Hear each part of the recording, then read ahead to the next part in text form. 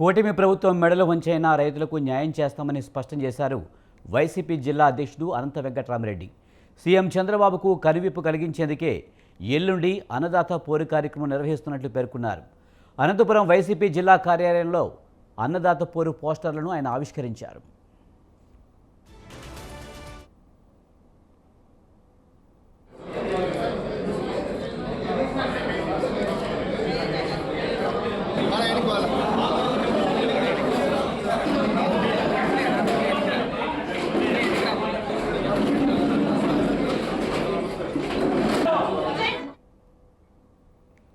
కూటమి ప్రభుత్వంలో రైతులను ప్రకృతి కూడా కరుణించలేదన్నారు.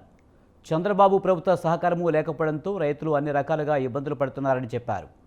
అన్నదాతల సమస్యలపై ఇప్పటికే ప్రభుత్వానికి అనేక మార్లు విన్నవించినా ఎటువంటి మార్పు లేదని, ఈ క్రమంలోనే తమ పార్టీ అధిష్టానం పిలుపు మేరకు అన్నదాత పోరు తలపెట్టినట్లు వెల్లడించారు.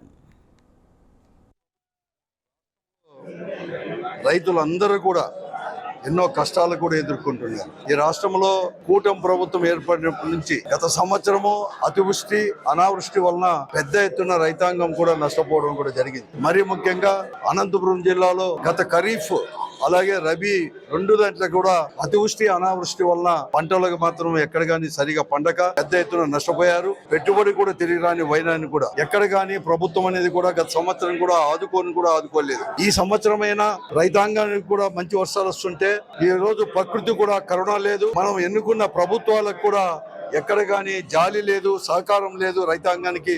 అందుకోసమే అష్ట కష్టాలు పడుతున్నాడు. రైతు అనేవాడు కూడా రోడ్డు పాలవుతున్నాడు. రోడ్డు ఎక్కే పరిస్థితి ఈ రోజు ప్రభుత్వ తీరు వలన కూడా ఈ జిల్లాలో గానీ రాష్ట్రంలో కూడా నెలకొన్న ఉంది కూడా. రాష్ట్రంలో రైతులందరూ కూడా ఎన్నో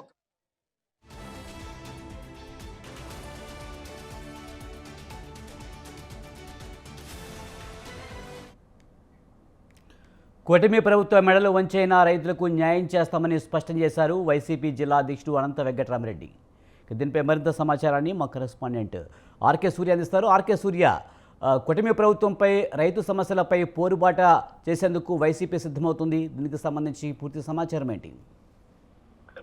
విజయ్, కూటమి ప్రభుత్వం అధికారంలోకి వచ్చాక రైతులకు నష్టపరిచే విధానాలకు వ్యతిరేకంగా రైతన్నలకు తోడుగా వైఎస్ఆర్ కాంగ్రెస్ పార్టీ ఆధ్వర్యంలో ఈ నెల 9వ తేదీన చేపట్టనున్న అన్నదాత పోరు పెద్ద ఎత్తున ప్రయత్నాలు అయితే చేస్తున్నారు. కూటమి ప్రభుత్వం అధికారంలోకి వచ్చినప్పటి నుంచి రాష్ట్ర వ్యాప్తంగా రైతుల కష్టాలు వర్ణనాతీతం చెప్పొచ్చు. గత ఏడాది అతివృష్టి అనావృష్టితో రైతులు చాలా నష్టపోయారు. ముఖ్యంగా అనంతపురం జిల్లాలో గత ఖరీఫ్ రబీలో వర్షాభావ పరిస్థితుల్లో పంటలన్నీ దెబ్బతిన్నాయి. పెట్టుబడికి కూడా డబ్బు లేదు. తర్వాత పెట్టుబడి పెట్టిండేది కూడా తిరిగి రాలేదు. దాంతో ప్రభుత్వం అసలు పట్టించుకోలేదని రైతులు ఆందోళన అనేది చెందుతున్నారు. ఈ ఏడాది ప్రకృతి కరలేదు, ప్రభుత్వ సహకారం లేదు. ఫలితంగా రైతులు రోడ్డెక్కే పరిస్థితి వచ్చింది. విత్తనాల కోసం కూడా మనం చూసామంటే సరైన సమయంలో ఎరువులు గాని విత్తనాలు గాని సరఫరా చేయలేని పరిస్థితి. యూరియా మొత్తం బ్లాక్ మార్కెట్ కి తగ్గిపోతోంది. దాదాపుగా 260 రూపాయలకి యూరియా అమ్మాల్సింది 350 నుంచి 400కి అమ్మే పరిస్థితి వచ్చింది. దాదాపు అనంతపురం జిల్లాలో తీసుకుంటే 8.50 లక్షల ఎకరాల సాగు భూమి ఉంటే సాగైంది కేవలం 4.30 లక్షల ఎకరాలు మాత్రమే. గత ఏడాది కంటే ఎక్కువ యూరియా పంపించామని ప్రభుత్వం ఒకవైపు చెప్తున్నా సరే రైతులకైతే యూరియా అయితే అందలేదని రైతులు ఆందోళన వ్యక్తం చేస్తున్నాం. ఎక్కడ చూసినా కూడా నో స్టాక్ బోర్డులు, అదేవిధంగా రైతులు బారులు తీరి ఉన్నారు. దాదాపుగా డిస్ట్రిబ్యూటర్లే యూరియాని బ్లాక్ మార్కెట్ కి తరలించిన కూడా ప్రభుత్వం అనేది చర్యలు తీసుకోవడం లేదు. గత ఏడాది నష్టపోయిన పంటకి ఇన్పుట్ సబ్సిడీ గానీ ఇన్సూరెన్స్ గానీ ఇంతవరకు కూడా ప్రభుత్వం పట్టించుకోలేదు. అదే విధంగా ఎవరైనా సమస్యల పైన మాట్లాడితే రైతులు కావచ్చు, ప్రతిపక్షాలు కావచ్చు మాట్లాడితే వాళ్ళ మీద కేసులు పెట్టి జైలుకి పంపించడం అనేది జరుగుతోంది. ఆర్కే సూర్య, ప్రధానంగా చూస్తే కనుక యూరియా కొరతకు సంబంధించి వైసీపీ దుష్ప్రచారం చేస్తుంది. ముఖ్యంగా కృత్రిమ కొరత సృష్టించిందంటూ కూడా కొన్ని లెక్కలతో కూటమి నాయకులు చెప్పడం జరిగింది. మరి దాన్ని ఎలా చూడాలి? ఇది నిజంగానే కృత్రిమ కొరత అనుకోవాలా, లేకపోతే నిజంగానే ప్రభుత్వం రైతులకు యూరియా అందించట్లేదు అనుకోవాలా? ఇందులో దీంట్లో చూసామంటే వైసీపీ దుష్ప్రచారం అయితే చేయట్లేదు ఎక్కడ కూడా. ఎందుకంటే మనకు ప్రత్యక్షంగా కళ్ళకు కట్టినట్టు ఎక్కడ వెళ్ళినా కూడా యూరియా సరఫరా చేసే కేంద్రాలకు వెళ్తే రైతులు బారున తీరి పాపం వాళ్ళు ఎండనక వాననక కూడా అన్నం తినకుండా వచ్చి తెల్లవారుజామున వచ్చి వాళ్ళ చెప్పులు కూడా లైన్లలో పెట్టి క్యూ లైన్ లో నిల్చునే పరిస్థితి అనేది మనం చూస్తున్నాం. అంటే ప్రభుత్వం అనేది చేతులు ఎత్తేసింది రైతుల సంక్షేమాన్ని దృష్టిలో పెట్టుకోకుండా అని చెప్పొచ్చు. ఎందుకంటే రైతులు ఆవేదన వ్యక్తం చేస్తున్నారు. ఇది ఎక్కడ కూడా రాజకీయ కుట్ర అనేది అయితే ఎక్కడైతే కనిపించడం లేదు. నిజంగా కూడా యూరియా అనేది బ్లాక్ మార్కెట్ కి తరలిపోతోంది. బ్లాక్ మార్కెట్ లో అమ్ముకుంటున్నారు. ఎవరైతే రైతులు ధనవంతులు ఉంటారో వాళ్ళకి మాత్రమే యూరియా అందుతోంది అని అయితే స్పష్టంగా చెప్పొచ్చు విజయ్. ఇది వచ్చేసి ఆ ప్రభుత్వం అనేది రైతుల పక్షపాతి అనే అసలు ఇదే ఆలోచన చేయట్లేదు అని చెప్పొచ్చు. రైతులకి మేలు కలిగించే విధానాలు ఏమి చేయట్లేదు అసలు.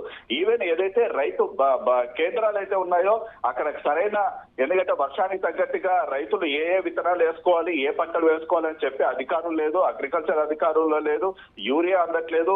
అదే విధంగా ఈసారి వర్షాలు బాగుపడ్డాయని ఒకవైపు రైతులు ఆనందం వ్యక్తం చేస్తున్నా సరే నాణ్యమైన విత్తనాలు కూడా అందించలేని పరిస్థితుల్లో నిశాస్థితిలో ప్రభుత్వం ఉందని చెప్పొచ్చు. ప్రభుత్వం అయితే రైతులు నిర్లక్ష్యం చేస్తుంది. దాంతోనే వైసీపీ పెద్ద ఎత్తున ఈ నెల 9వ తేదీ ఉద్యమం అనేది చేస్తోంది.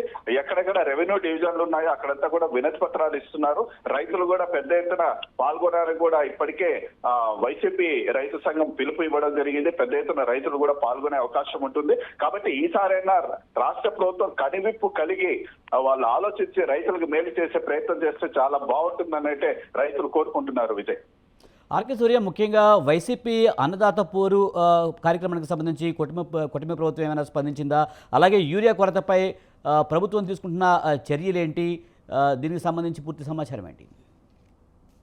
ప్రభుత్వం అయితే ఈ రైతు పోరు పైన అయితే ఇంతవరకు స్పందన అంటే కొంతమంది కూటమి నేతలు స్పందిస్తున్నారు. వీళ్ళు కేవలం పొలిటికల్ స్ట్రాటజీ చేస్తున్నారు. రైతులకు మేము చాలా మేలు చేస్తున్నాం, అయినా దుష్ప్రచారం చేస్తున్నారు. యూరియా అందిస్తున్నాం, విత్తనాలు ఇచ్చాం, ఇవన్నీ అని వాళ్ళు ఒకవైపు చెప్పుకుంటున్నా సరే స్వచ్ఛందంగా రైతుల్ని ఒకసారి గ్రామాల్లోకి వెళ్ళి అడిగితే వాళ్ళ ఏడుపు అయితే అంతా ఇంత లేదు.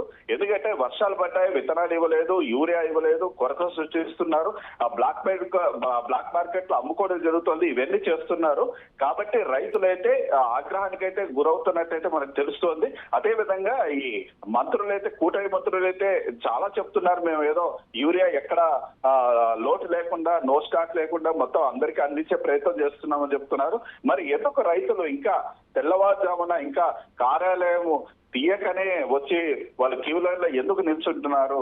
ఎండనక వానక ఎందుకు కూర్చుంటున్నారు? క్యూ లైన్లలో వాళ్ళ చెప్పులు సైతం క్యూ లైన్ లో పెట్టి పాపం నీడలో వెళ్ళి ఎందుకు కూర్చుంటున్నారు? ఎందుకు అధికారులతో గొడవ పడుతున్నారు అన్నదైతే ఒకసారి ఆలోచన చేయాల్సిన పరిస్థితి. ప్రభుత్వం ఇక్కడ చెప్తోంది ఒకటి, కేవలం పేపర్ ప్రకటనలకు మాత్రమే ప్రెస్ మీట్లు పెట్టి వీళ్ళేదో రైతులకు మేలు చేస్తున్నామని కూటమి నేతలు చెప్తున్నారు. కానీ అది పచ్చి అబద్ధం.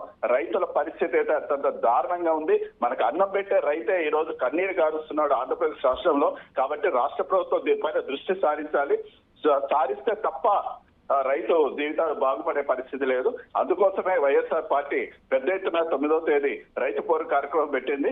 ఇది దిగ్విజయం అనేది చేయాలి. స్వచ్ఛందంగా కూడా రైతులు పాల్గొనే అవకాశాలు కూడా కనిపిస్తున్నాయి విజయ్. ఆర్కే సూర్య, ప్రధానంగా చూస్తే అన్నదాత పోరుకి రైతుల నుంచి ఎలాంటి స్పందన వస్తుంది? అలాగే యూరియా కొరత తీర్చాల్సింది కేంద్రమే కనుక కేంద్రంపై ఒత్తిడి తెచ్చే అవకాశం ఉందా? వైసీపీ నేతలు కేంద్రంతో ఏమైనా మెసేజ్ పంపించే అవకాశం కనిపిస్తుందా? తప్పనిసరిగా ఏదైతే ఈ కార్యక్రమం అనేది 9వ తేదీ వైసీపీ పార్టీ అనేది తలపెట్టిందో ఇది తప్పనిసరిగా కేంద్రం వరకు వీళ్ళ వాయిస్ అనేది వినిపించే అవకాశాలు ఉన్నాయి. అయితే ఒకవైపు చూసామంటే ఈ కూటమి ప్రభుత్వం కాబట్టి రాష్ట్రంలో ఉన్నది ఏదైతే ఇక్కడ నుంచి డైరెక్షన్స్, ఇక్కడ నుంచి ఏదైతే విషయాలు అక్కడికి వాళ్ళు చెప్తున్నారు, కూటమి ప్రభుత్వం కూడా దానికి అనుగుణంగానే తల ఆడించే పరిస్థితి ఉంది. అక్కడ గట్టిగా మాట్లాడాల్సిన నేతలు అయితే మౌనంగా ఉంటున్నారు. మన కూటమి తరఫున చూసామంటే చాలా మంది ఎంపీలు ఉన్నారు అక్కడ, వాళ్ళు కూడా ఏమి మాట్లాడట్లేదు. జస్ట్ వెళ్ళేసి ఏదో పార్లమెంట్ లో కూర్చొని వస్తున్నారు అంతవరకే. కానీ ప్రజా సమస్యల పైన దృష్టి అనేది పెట్టడం లేదు. మనం చూసామంటే రాష్ట్రంలో ఎమ్మెల్యేలు కావచ్చు, ఎంపీలు కావచ్చు, ప్రతి పనికి కూడా ఇంత పర్సెంటేజ్ కావాలనేసి దీంట్లో పోటీ పడుతున్నారు. కానీ రాష్ట్రాభివృద్ధి కోసం అయితే ఏ నాయకుడు కూడా కూటమి నేత పోటీ పడడం లేదు, గాలికి వదిలేశారని చెప్పొచ్చు.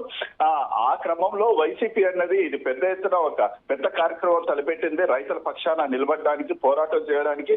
తప్పని తప్పనిసరిగా రైతులు కూడా బాగా స్పందన అనేది వస్తుంది. ఇప్పటికే ఈ వైసీపీ నేతలు పోస్టర్లు కూడా రిలీజ్ చేయడం జరిగింది. ప్రతి పల్లెలో ప్రతి కుగ్రామంలో కూడా ఆ పోస్టర్లు చేయడం జరిగింది. మొత్తం సమాయత్తమవుతున్నారు. 9వ తేదీ అయితే ఎక్కడికెక్కడ రెవెన్యూ డివిజన్లలో రైతులు పెద్ద ఎత్తున గుమిగూడే పరిస్థితి ఉంది. వైసీపీ నాయకులు పోరాటం చేసే పరిస్థితి అది ఒక శుభపరిణామం అని చెప్పొచ్చు. కాబట్టి ఈ 9వ తేదీ తెలిపెట్టే కార్యక్రమం రైతులు స్వచ్ఛందంగానే పాల్గొనేసి దిగ్విజయం చేసే పరిస్థితి కనిపిస్తుంది.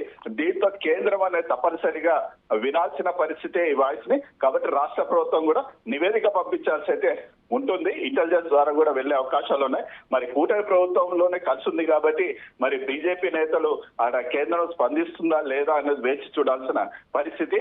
ఈ రాష్ట్ర ప్రభుత్వం ఏదైతే నేతలు చెప్పడం కానీ ప్రధానంగా చూసుకుంటే యూరియా కొరత అనేది ఒక ఏపీతో పాటు తెలంగాణ అలాగే ఇతర రాష్ట్రాల్లో కూడా ఉన్నట్లుగా కనిపిస్తుంది. ఒక రకంగా చెప్పాలంటే తెలంగాణలో కూడా నిన్నటి మొన్నటి వరకు చూసాం యూరియా కొరత మీద పెద్ద యుద్ధమే చేస్తున్నట్టుగా కనిపిస్తుంది.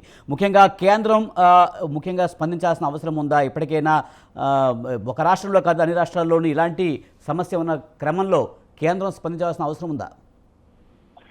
తప్పకుండా విజయ్. ఎందుకంటే ఈ కేంద్ర ప్రభుత్వం ఏదైతే ఇప్పుడు ప్రధానమంత్రి నరేంద్ర మోడీ ఉన్నాడో ఈయన అవలంబిస్తున్న విధానాలు, తెస్తున్న చట్టాలు, తెస్తున్న మొత్తం కూడా ఏదైతే ఈ ఆదాని అంబానీ కంపెనీలకి ఉపయోగపడేలాగా వాళ్ళకి ఆదాయాన్ని చేకూర్చేలాగానే ఆలోచిస్తున్నారు. కానీ సామాన్య మానవులకి లేకపోతే ముఖ్యంగా రైతులకు అన్నం పెట్టిన రైతులకి సంక్షేమం దృష్ట్యా ఎటువంటి చట్టాలు కానీ ఎటువంటి కార్యక్రమాలు కానీ తలపెట్టడం లేదు. ఇది మనకు స్పష్టంగా అయితే తెలుస్తోంది. కాబట్టి తెలంగాణ కావచ్చు, ఆంధ్రప్రదేశ్ రాష్ట్ర కావచ్చు, దేశవ్యాప్తంగా ఉన్న రైతుల పరిస్థితి ఇంచుమించు ఇదే ప్రకారం ఉంది. కాబట్టి అక్కడికక్కడ ప్రభుత్వాలు అనేది స్పందించాలి, రైతుల సంక్షేమం కోసం పాటుపడాలి, ఆలోచన చేయాలి. లేదు అంటే ఆ పాత్ర అనేది ప్రతిపక్షమైన తీసుకొనేసి పోరాటం చేయాల్సిన పరిస్థితి. ప్రతిపక్షాలు గట్టిగా పోరాటం చేస్తే తప్ప ఈ కేంద్రం మెడల్ వచ్చే పరిస్థితి అయితే ఉండదు. రాష్ట్ర ప్రభుత్వాలు అయితే ఎందుకంటే దాదాపుగా దేశవ్యాప్తంగా ఉన్న రాష్ట్ర ప్రభుత్వాలన్నీ కూడా ఈ మోడీకి అనుగుణంగానే వ్యవహరిస్తున్నారు. కాబట్టి వాళ్ళు ఎవరు కూడా కేంద్ర ప్రభుత్వానికి ఒత్తిడి పెట్టే పరిస్థితి లేదు. అసలు మన రాష్ట్ర ఆంధ్రప్రదేశ్ లో తీసుకుంటే ఇక్కడికెక్కడ అన్ని పంట ధాన్యాలు అనేది మనమే పండించుకునే వాతావరణ పరిస్థితులు ఉంది. వర్షాలు బాగానే పడుతున్నాయి. ప్రభుత్వం చేయాల్సింది ఏమంటే నాణ్యమైన విత్తనాలు అందించాలి, నాణ్యమైన యూరియా అన్నది అందించాలి. అది కూడా చేయలేకపోతుంది. కాబట్టి మనం ఏం చేస్తున్నా అంటే వేరే ఇతర రాష్ట్రాల నుంచి పండించే ధాన్యాన్ని కొనుగోలు చేసే పరిస్థితి అనేది మనకు ఏర్పడుతుంది. ఆ పరిస్థితి రాకుండా ఉండాలి అంటే ఎక్కడికక్కడ ఉన్న రైతులకి, ప్రతి రాష్ట్రంలో ఉన్న రైతులకి వాళ్ళ ప్రోత్సాహకరంగా యూరియా కావచ్చు, వాళ్ళకు నాణ్యమైన విత్తనాలు కావచ్చు సబ్సిడీ ధరలకు ఇచ్చి వాళ్ళకు ప్రోత్సాహకరంగా ఇచ్చి ఏదైతే అగ్రికల్చర్ డిపార్ట్మెంట్ ఉందో వాళ్ళ అధికారులను పంపించి ఏ సమయానికి ఏ పంటలు వేసుకోవాలి, ఖరీఫ్ లో ఏం వేసుకోవాలి, రబీలో ఏం వేసుకోవాలి, ఇటువంటి సూచనలు సలహాలు ఇస్తే మన నిజాన్ని చెప్పాలంటే ఆంధ్రప్రదేశ్ కావచ్చు, తెలంగాణ కావచ్చు దేశవ్యాప్తంగా పుష్కలంగా ఉంటుంది అనుకోవచ్చు విజయ్. కాబట్టి ఈ విధానంలో రాష్ట్ర ప్రభుత్వాలు ప్రయత్నం చేయాలని రైతులంతా కోరుకోవడం జరుగుతోంది. అందులో భాగంగానే వైసీపీ చేపట్టిన ఈ పోరుబాట కార్యక్రమం అనేది విజయవంతం చేయడానికి ప్రతి రైతు కూడా సన్నద్ధం అవుతున్నారు రాష్ట్ర వ్యాప్తంగా Vijay. Right, thank you RK Surya.